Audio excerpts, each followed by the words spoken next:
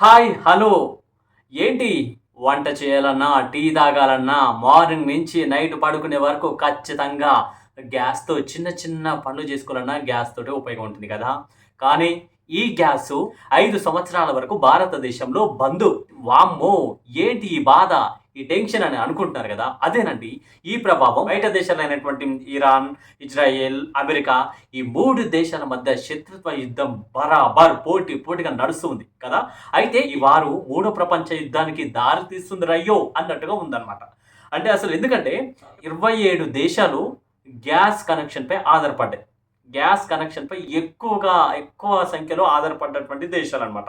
అంటే I mean ఏంటంటే Iran తన ప్రతీకారాన్ని తీర్చుకోవడానికి ఖతార్ దోవా ప్రాంతంలో ఉన్నటువంటి ఒక పెద్ద గ్యాస్ రిఫైనరీ కేంద్రాన్ని కూల్చేసింది.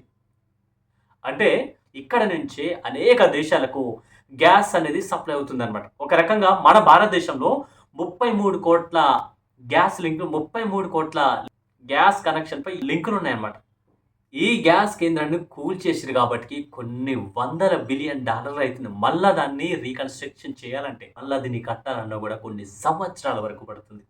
ఎంత కొరత! ఈ సమస్యకు పరిష్కారం ఏంటిది?